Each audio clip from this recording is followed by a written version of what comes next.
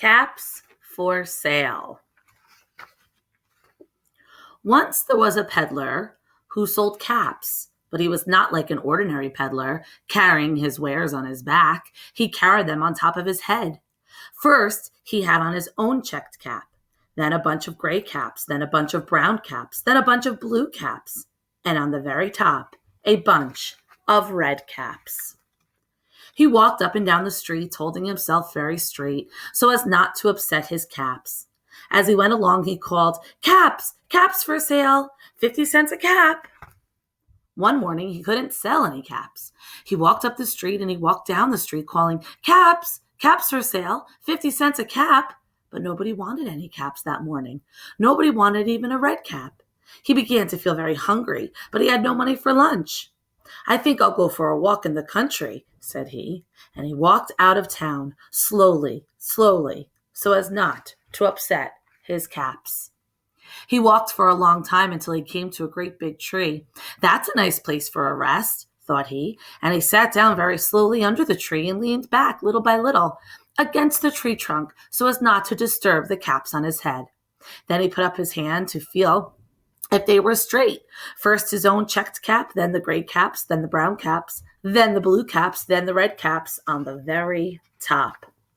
They were all there, so he went to sleep. He slept for a long time. When he woke up, he was refreshed and rested. But before standing up, he felt with his hand to make sure his caps were in the right place, and he felt was his own checked cap. He looked to the right of him, no caps. He looked to the left of him, no caps. He looked in back of him, no caps. He looked behind the tree, no caps. Then he looked up into the tree, and what do you think he saw? On every branch sat a monkey. On every monkey was a gray or brown or blue or red cap. The peddler looked at the monkeys. The monkeys looked at the peddler. He didn't know what to do. Finally, he spoke to them. "You monkeys, you," he said, shaking a finger at them. "You give me back my caps." But the monkeys only shook their fingers back at him and said, "Zzz, zzz, zzz." This made the peddler angry, so he shook both hands at them and said, "You monkeys, you give me back my caps." But the monkeys only shook both their hands back at him and said, "Zzz, zzz, zzz." Now he felt quite angry. He stamped his foot and he said, "You monkeys, you better give me back my caps." But the monkeys only stamped their feet back at him and said, "Zzz, zzz, zzz." By this time, the peddler was really very, very angry. He stamped both his feet and shouted, "You monkeys, you must give me back my caps." But the monkeys only stamped both their feet back at him and said, "Zzz, zzz, zzz."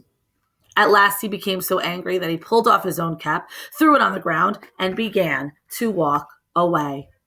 But then each monkey pulled off his cap.